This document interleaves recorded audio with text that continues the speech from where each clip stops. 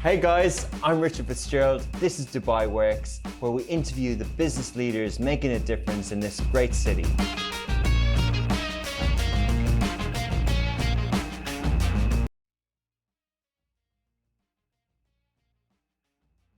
Happy New Year to everyone. This is the first Dubai Works podcast of the year.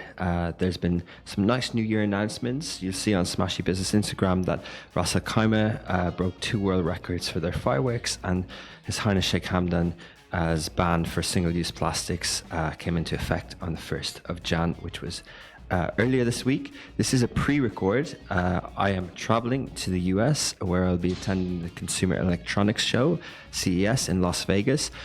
So the episode on the 5th of January and the 12th of January will be done beforehand, but we will, like last year, we brought to you 52 consecutive weekly episodes. We strive to do the same again this year. We have a lot of exciting things planned on Smashy, particularly on the business vertical this year. More to be announced soon, but they are big excitement announcements, and we'll keep you posted.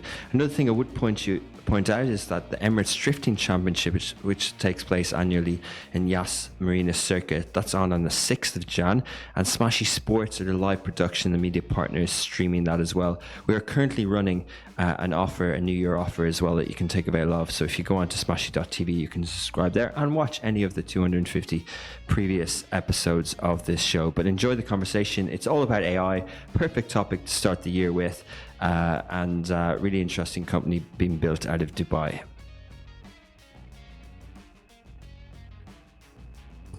Welcome back to another episode of Dubai Works Business Podcast.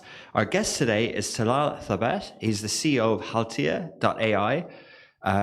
With its default avatars, they have Halford and Tiana. We'll ask about that. Haltia is the ultimate personal AI experience. It ensures that utmost privacy, securing, managing all data on your device, while optimizing to schedule to allocate valuable time and top priorities. So we're talking AI. Good morning, Talal. Good morning, Richard. You might want to do that again, but in English. Well, that's why you're here.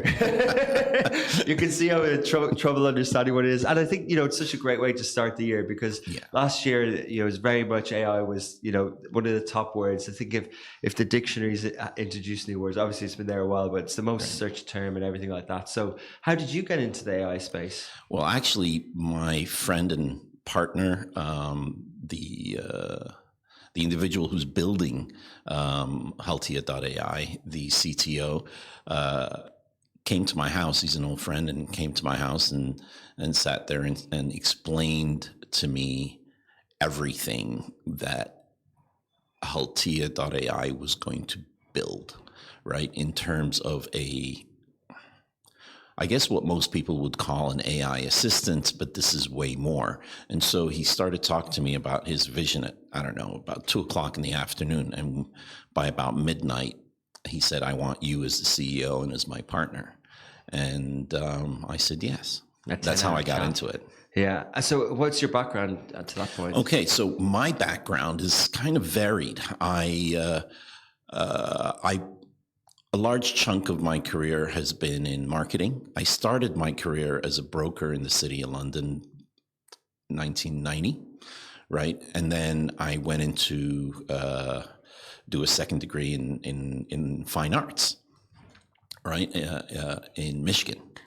And then I went back to London and got into advertising and marketing and selling advertising and publishing and events and PR, and just worked all the way through the different disciplines of marketing. Came to Dubai in 2001 and worked for at the time, a very small publisher here in Dubai. And over a period of 2.5 years, it just exploded, this publishing firm, which will remain nameless. Why is that? Well, I don't necessarily want to promote them. Okay, fair enough. Are they still around? Yes, and they're still huge, and they're still doing really, really well. Okay. So, like I said, they'll remain nameless, ITP. And so then I moved on to working for a New York-based ad agency, right? And it was funny. I left ITP to go be with my mom, who was fighting cancer in the UK. And on December 9th, 2003, she passed. I came back about a week later to Dubai, thinking to myself, okay, what am I going to do next? And literally the next day, I get a phone call from a friend saying, I want to introduce you to a friend who owns a New York-based ad agency and wants to expand into the Middle East, and you would be perfect, Talal. I said, oh, I don't know. I'm not really too sure about that. But anyway, I went and had lunch with him, and 2.5 hours later, I was appointed the regional director for this ad agency. Expanded it in the Middle East, in Southeast Asia, in Europe, in North Africa. And during that time, went into foreign direct investment advisory. So I took my marketing and my stockbroking investment knowledge, put it together, and I created a small consultancy to advise governments on how to attract FDI, foreign direct investment. And with that, that's interesting, because what you have to do is you have to create projects, create a personality for them, market them, and also create financial structures, right? And also help governments on developing policy that will protect investors. That carried on all the way through to 2010. And then another friend of mine called me up and said, I want to start a investment. There's a pattern here, yeah. Yeah. I want to start an investment company with you, and I want you to be the CEO. And that was in 2010. We did that. And during that time, for about 10 years, I incubated 8 companies and exited 5. Wow. Amongst a whole bunch of other projects and acquisitions and things like that, right? And then after that, it was global speaking stages and the usual suspects. Yeah, fair enough. Yeah. That's fascinating. Such a mixed background. One of the things you mentioned is sort of fine arts and advertising and publishing.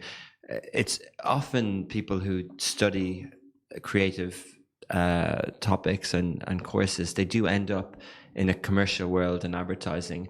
Do you think that's because of the way the world works, like the way that capitalism works, that we end up in that side, or were you always drawn to the business world yourself? No, I don't think so. I think it's the first side of things. Every company needs the builder, the engineer, but also needs someone who intrinsically understands humanity, understands how to communicate with them, understands the trends and the changes on how we communicate with humanity, right? And if you don't have that, then you've got a product that's standing still and it's not getting the exposure it needs. That's one. 2, coming from fine arts and having that creative side of things allows you to think about things differently, right? So you kind of turn the box on its head. And it allows you to influence the product, for the product to have certain affinities to humanity. How will humanity look at this product? How will humanity use this product? Why will humanity consistently go back to the product again and again and again? And these are things that come from the creative side of the company, right? Yeah, fair enough. Talal, you studied in the US, you're in the UK, and you've been in Dubai a long time, but what was the initial draw? Why Dubai in 2001?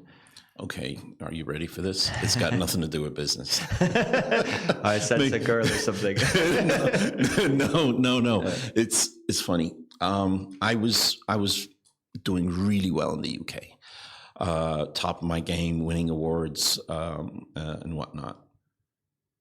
But I was spending close to 40, maybe a little bit over 40% in taxes. And that kept me up at night. And I guess, I don't know, being a brown boy, it made me feel like I was working 5 months of the year for free. So my mind started straying into, is this new age slavery? Is this, and just going into, it just kept me up at night and wow. really brought me down. I was working for the largest newspaper in the UK at the time. And I inherited a network of representatives around the world. One of the representatives for this newspaper was here in Dubai. So I had to come at the beginning of my tenure with this paper to introduce myself and say, listen, you're not doing the numbers right and this and that and whatever.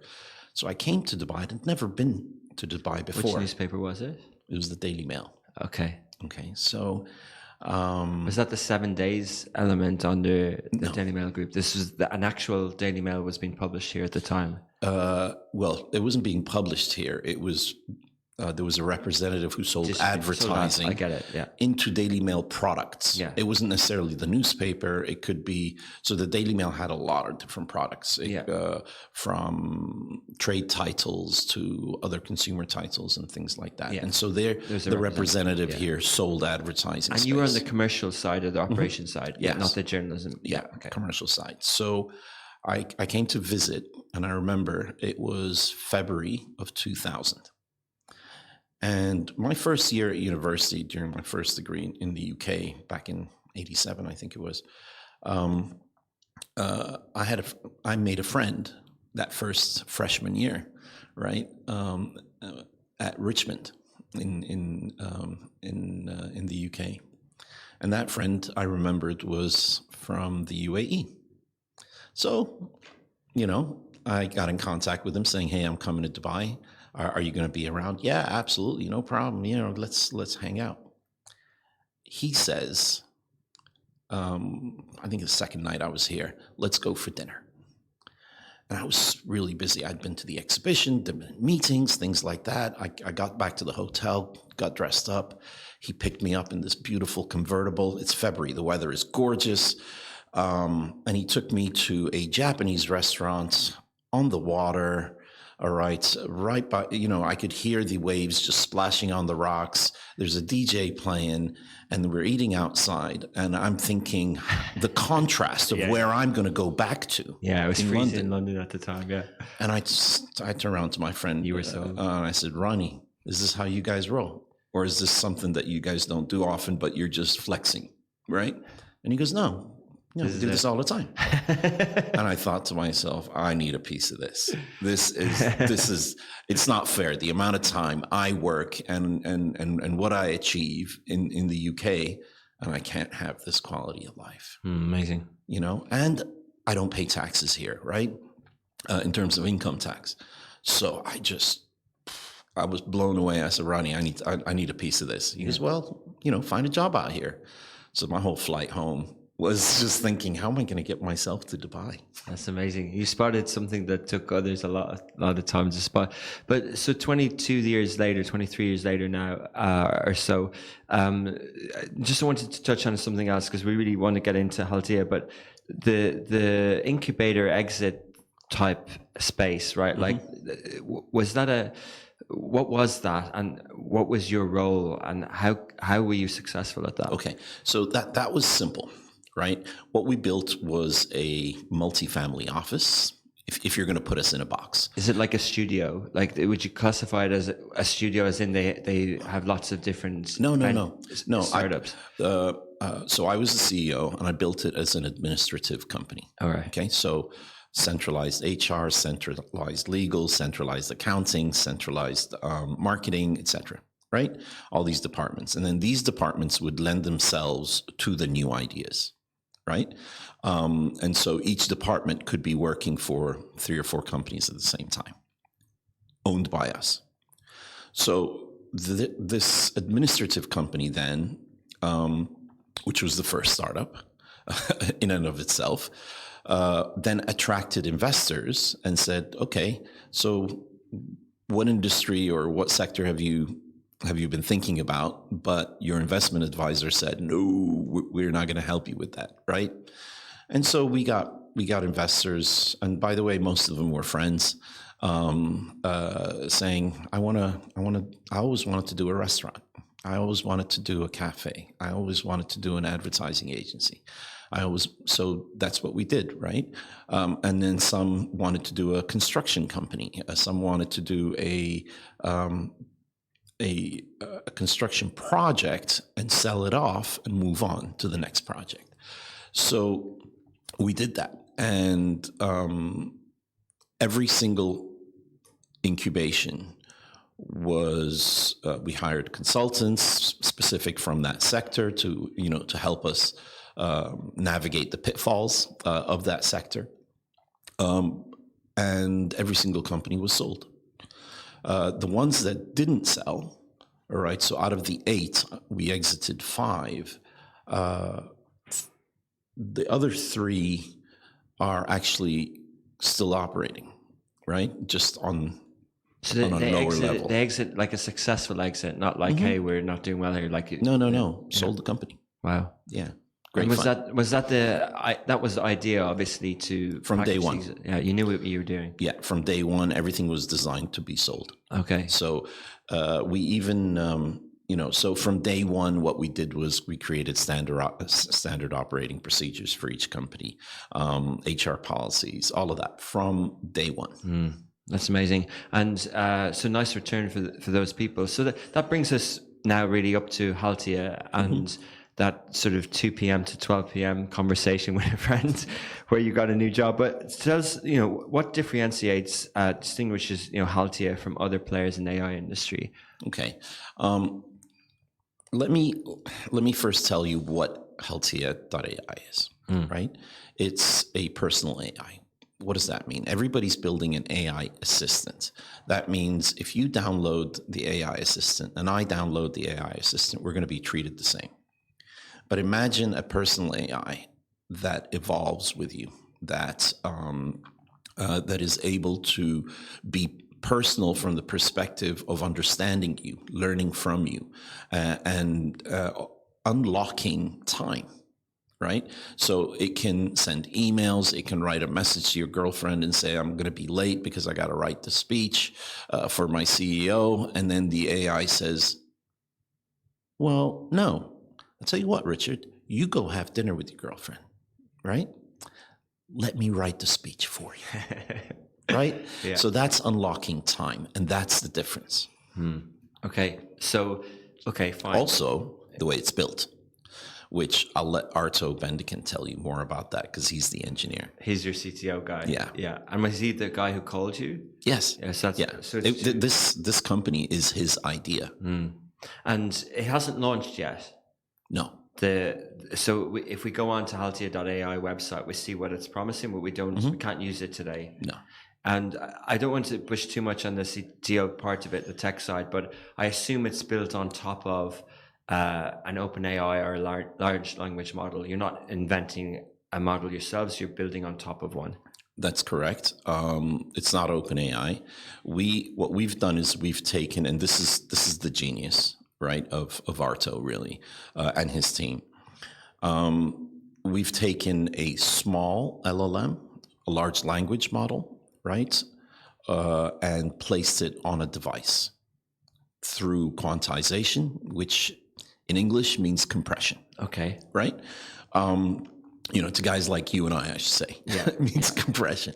And what happens there is we then fine-tune it and provide an on-device. What does this actually mean, Richard? It means that this LLM being on device means you don't have to connect to the internet. You could be on airplane mode and still work. Yeah. Yeah, we call it on-prem when we're doing publishing as well. Like, it's downloaded on the device. I get it. So it's offline. So basically, like, there's this an AI app at the moment that's connected to the internet. I keep forgetting the name of it, but OpenAI or ChatGPT isn't. They have some plugins, so that's kind of works. Yeah, we're offline. Not a plugin. You're not a plugin. All right. So all these AI assistants, or what the industry likes to call a wrapper, all right, based on OpenAI's, shall we say, ChatGPT's APIs. These are dependent on ChatGPT's development, right, and fine tuning. They are strictly. We're not. Yeah. So all the aspects, if you had an AI assistant recently that is not working, it's probably because ChatGPT changed the rules on them, right? This is a thing, isn't it? And there's a lot of those people saying that they're AI companies, but they're just wrapper companies. They're Correct. just on top of them. Yeah, we're not that. So explain. So Haltia.AI, there's avatars, there's Halford and Tiana. Is that where the name comes from? Yes. And what are they, and what does that mean? Okay, so Halford, the male avatar, and Tiana, the female avatar. We needed to make sure that both were represented. I know I'm going to want a female talking to me. I'm not going to want a male character talking to me. Halford is a little play on Hal from Space Odyssey. Both Arto and I are Arthur C. Clarke fans, and Stan Lee fans too. So we're fans of their work. We're fans of their films and books. So yes, so that's Hal from Space Odyssey, and then Tiana. We needed we needed a name that didn't actually say a culture, right? So Tia could be Latin American, it could be Eastern European, it could be Southeast Asian, right? So we wanted a name that crosses, should we say, borders very easily and cultures. Yeah, that's really important, and clearly thinks you know how to get something that won't harm you in the future, or constrain you in the future. So just some of the basic stuff. So when you're setting up an AI business in Dubai, what license do you get, or where do you register? Is there categories for what you're doing? Yes. In perfect Dubai fashion, right? Everything is provided for you. You can go to the DED, the Economic Department, and get an AI license, and they will have different categories. So you could be an AI, a company that services AI companies. You could be a company that creates AI products. You could be a company that licenses AI products. So you could be a company that develops AI products for other people, right? And they have licenses for all of that. Then there's the free zones, all right? So you've got the tech-free zones, whether it's Internet City or Silicon Oasis and whatnot. So, and then you've got Sharjah, which you've got SRTIP. They're the Sharjah Research Technology and Innovation Park, I think. And then in Abu Dhabi, you've got several free zones that will also support the licensing of an AI. So for us here in Dubai, we wanted to do DED. All right. And the reason for that is because we wanted our mother company, that is a US-based Delaware company, to own the Dubai company, because we wanted our operations to be in Dubai. Fair enough. Makes sense. And did you raise funding? We did a friends and family round. All right. And that went really quick, really successfully. But again, friends and family, right? It's kind of like your mom going, "Go on, little boy," right? here's a $5. So, but it also does say to the hotness of AI last year. Like, yes, that was a selling factor, right? Absolutely. So we raised that, and then of course Arto and I have been fueling, or shall we say, bootstrapping, right? The beginning. We're right now as we speak, just started talking to VCs for the pre-seed. Pre-seed, okay, cool. And what are you talking to them about? We're talking about $10 million with a potential of coming in other rounds. And what's the appetite? Is it regional or international VCs you're speaking to? Both. And the appetite is good in this? In the US, it's immense. All right, you just have to follow AI Twitter, and you'll be blown away, right? Yeah. It's the amount of money that's being spent into AI. And the UAE is not shy of that. They're number 3 in the world, right? After China and the US. In terms of investing in AI. And in terms of contribution to AI against GDP. Yeah. Right? They're number 3. It's amazing. Yeah, it's phenomenal to be living in a place like this. Yeah, I think even Sam Altman was in Abu Dhabi talking about this stuff as well, and saying that they were doing it for a long time before it got buzzy. Absolutely. And you wrote an open letter to Mark Andreessen, who's one of the big kind of investors. What was that about? Okay, so that was Arto, my partner. He read Mark's manifesto. So Mark wrote a techno-optimist manifesto, telling the United States and his colleagues and shall we say the individuals that lead technology and its regulations and their approach to technology, that the United States needs to be more optimistic and more supportive of technology, because it clearly has been the driving force for making life better again and again and again and again, right? And you don't have to go very far. You just have to go to the internet, all right? Mid-90s, when, people were talking about, so what's this email thing? And will someone actually sit on their desk and write a message? Is that a thing? And this web. Am I really going to search things? Anyway,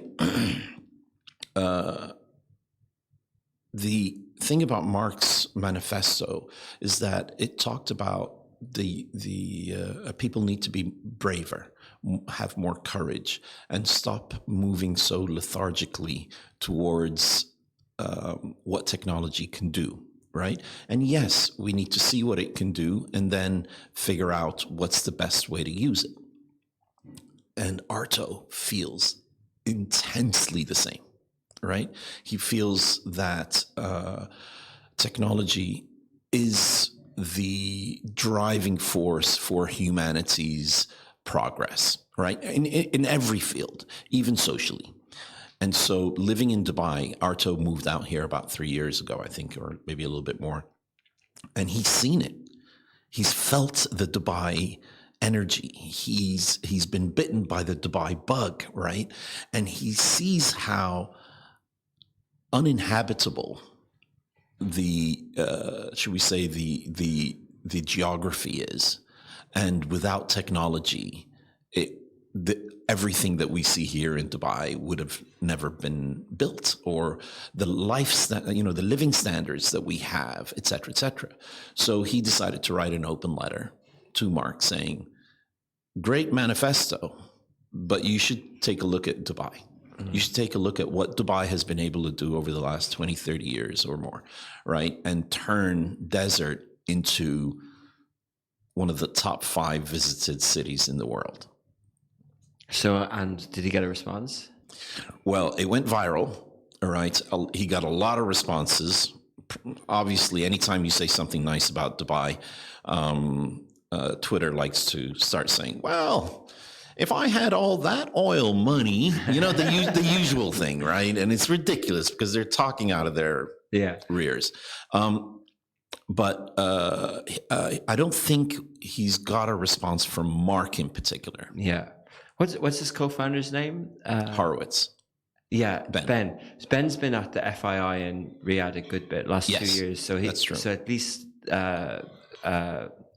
that company, Andreessen Horowitz, are represented and investing here and have their eye on the market. But yeah, it's just, you're so right though, that sometimes it's not worth our while trying to change Western mindsets on the opportunity here. Right. But do you think of Haltia as one that's, with the name you said it's kind of global, but like, are you using Dubai as a base to build a global personalized AI? Oh, absolutely. Absolutely. We operate here because of the techno-optimism, right? We have already moved over 50 families from around the world to Dubai. So Haltia as a company is already 30 plus people, right?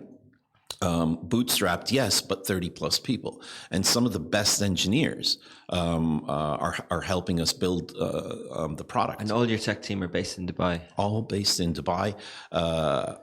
There is, I'd say 12 or 14 of them are in different parts of the world. So we've got UK, Portugal, Ukraine, Turkey, but the rest are all here in Dubai, yes. Yeah, fascinating. So, the personalized assistant thing, the notion of it has been around for a while, right? Virtual assistant. And sometimes it's done manually. Sometimes there's someone in the cloud who's virtual, but they're a person and they're managing your calendar and things like that. Right.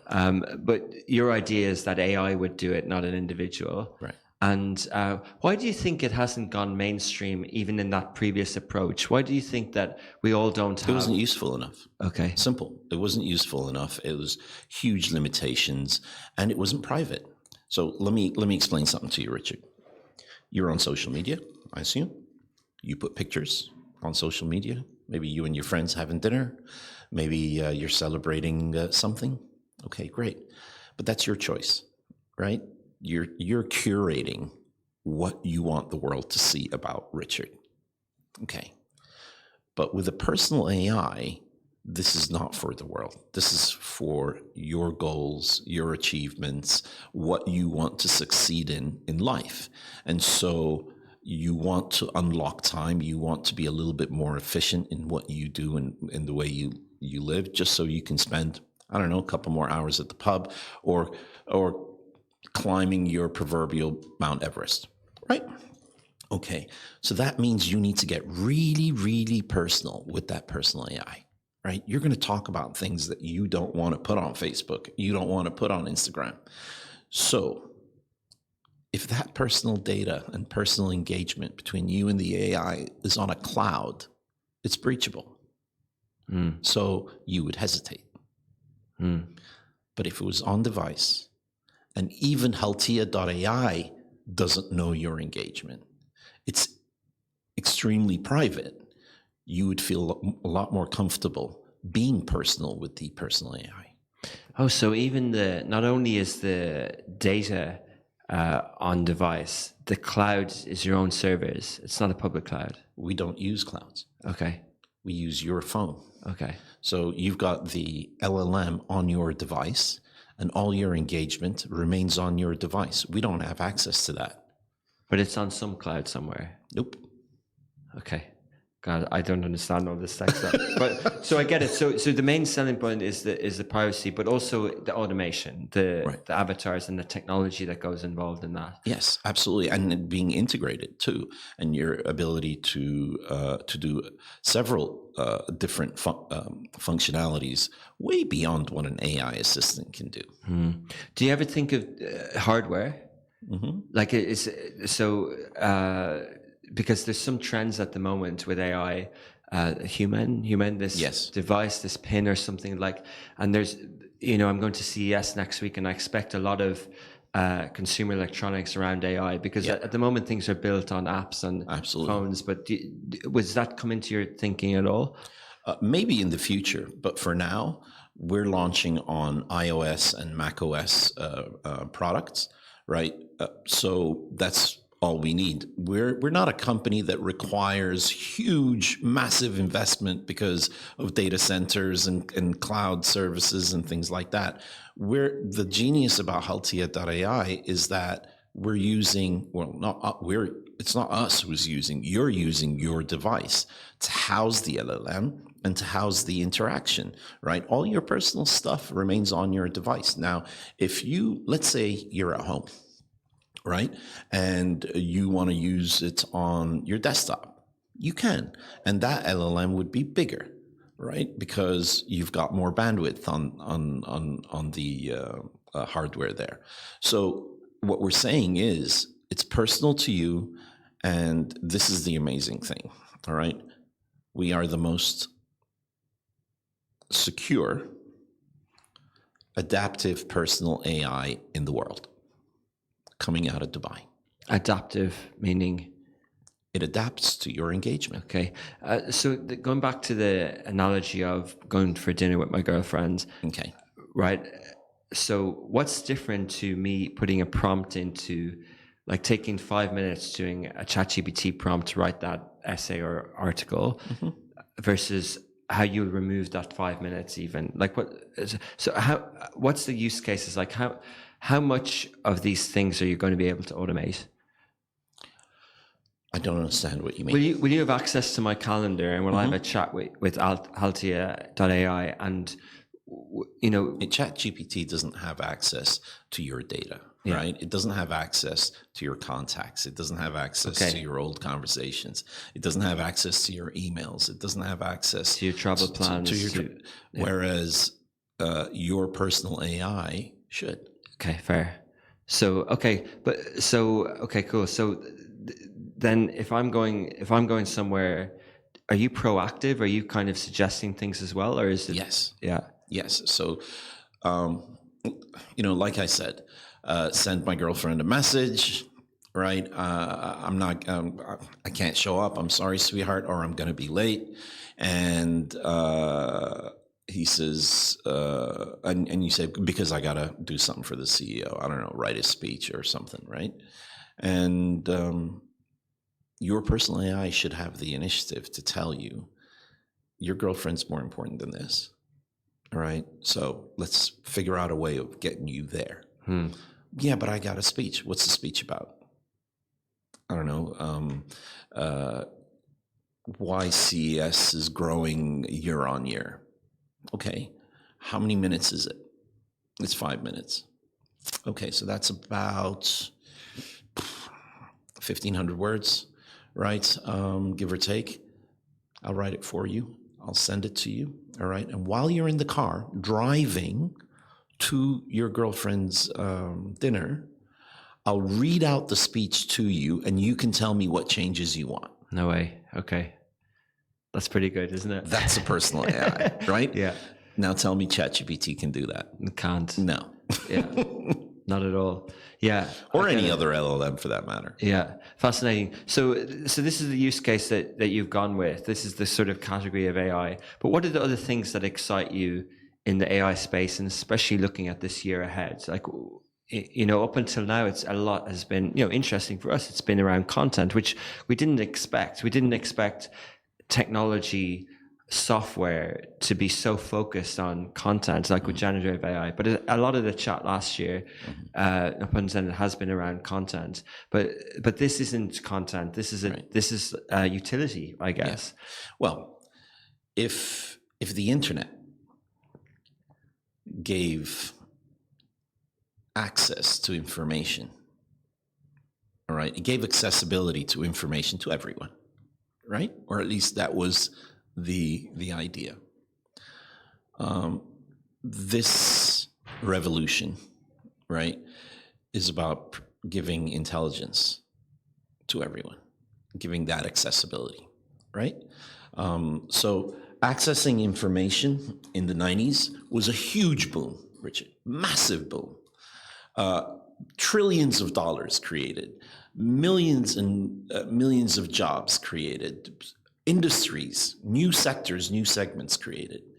Artificial intelligence is, you can multiply that by 10. Okay. Right?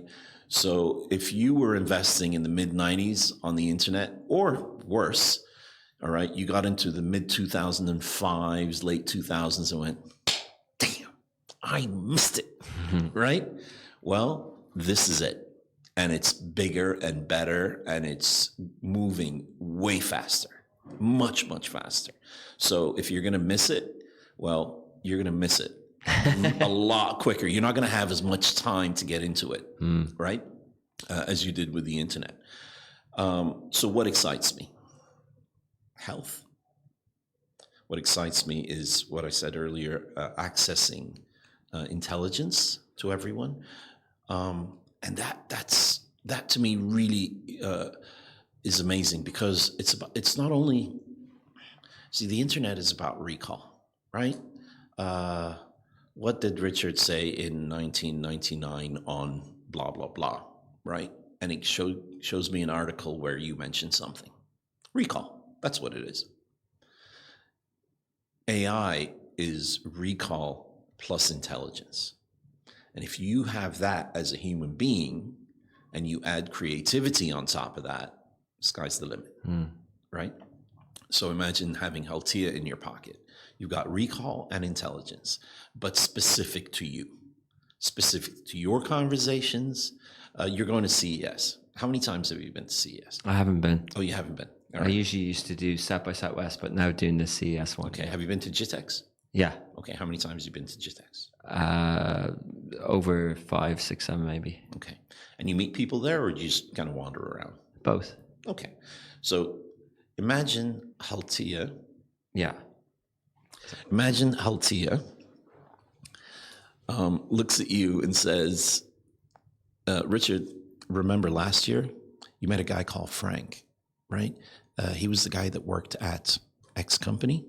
And you go, yeah. I said, well, remember he mentioned he was getting divorced? It'd be good to say, hey, how are things? Wow. Yeah. Okay. Right? Because based on your conversation, you'd have Halford or Tiana would have put those notes in your contacts. Okay. All right. Okay. Forget about the divorce. Let's say you're looking for a particular company and someone as a contact in that particular company, and you bump into Tom, and Tom works for the mother company, but you don't know that the mother company owns this particular company you're really interested in meeting. So Halford tells you Tom works for the holding company that owns the company you and I want to talk to. So ask Tom if he has a contact there. An opportunity created that you would have never thought of because you don't have the recall, all right? And you don't have the library in your head, whereas Halford does. Yeah. Regulation is something I thought about when you were talking there about privacy and stuff like that. There's going to be regulatory things that are needed, right, for AI? Yes, absolutely.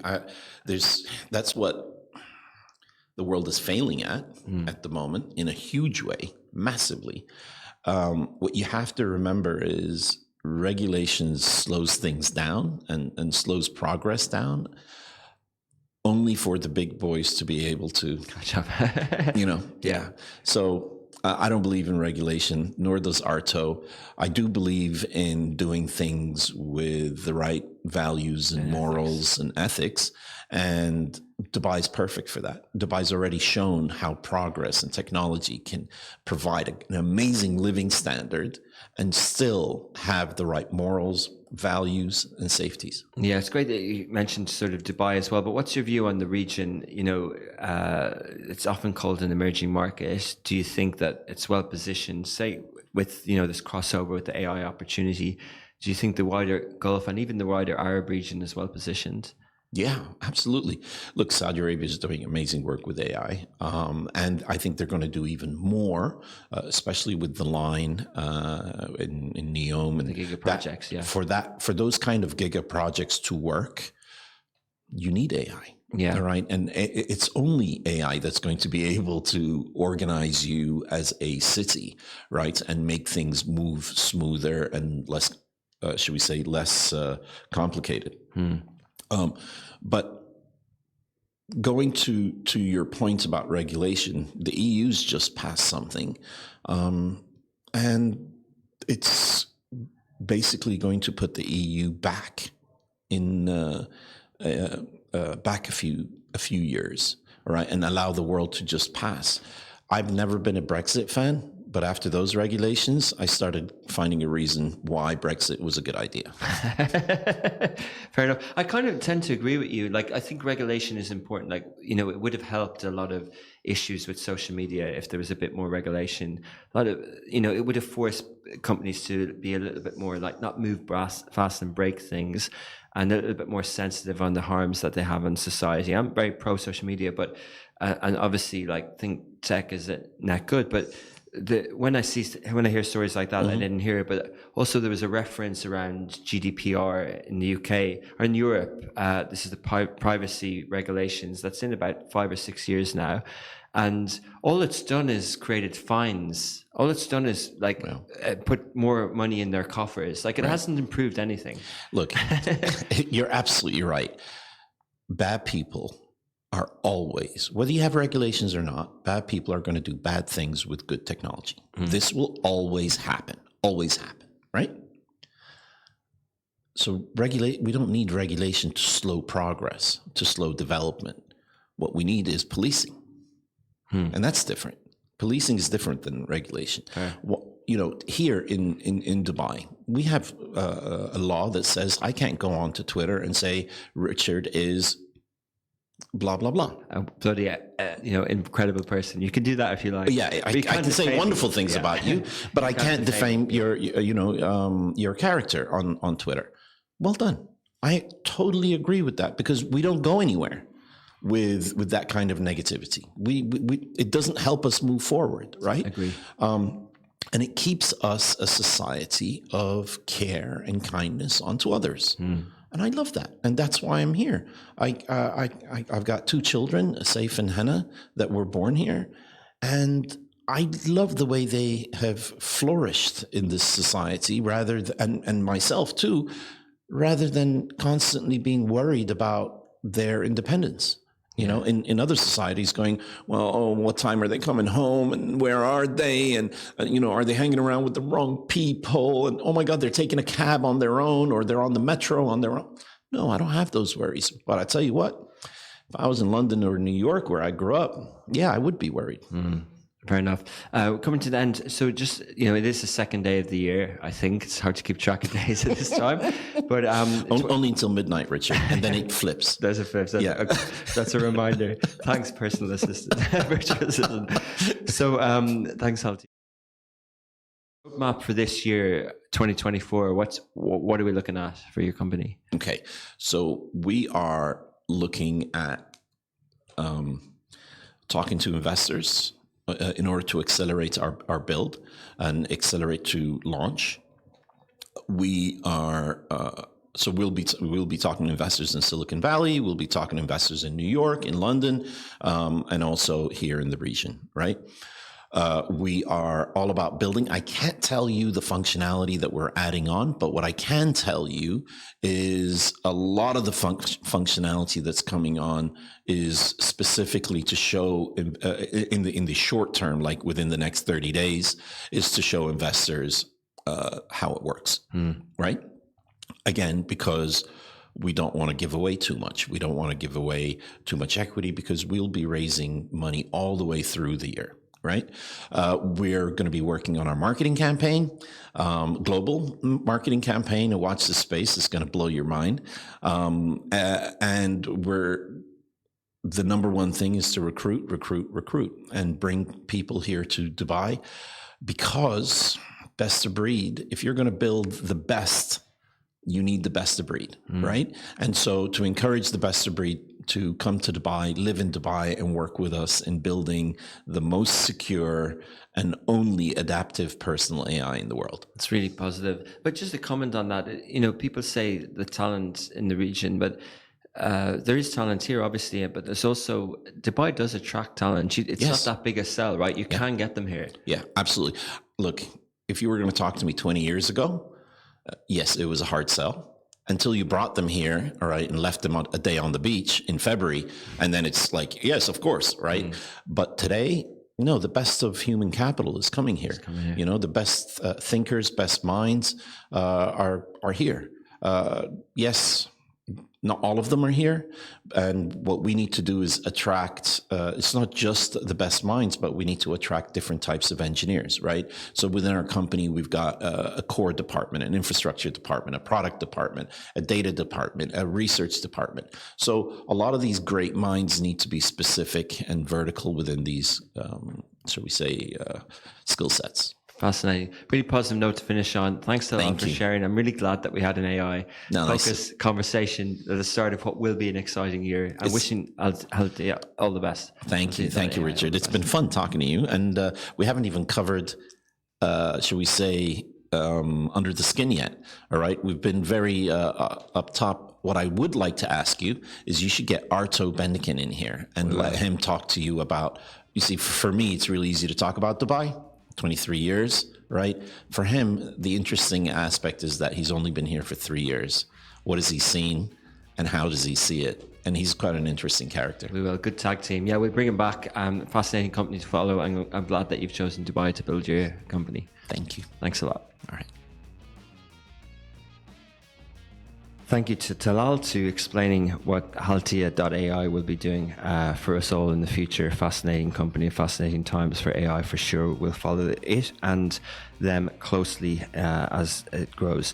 Thank you to our producers. So Massa has been helping out while Hesham's on leave, and then for Ali Khalil, who put the show together. This was a Smashy Business production as part of the Gustus Media Podcast Network. It's available on all audio platforms on our streaming services, and we'll be back next week with another episode.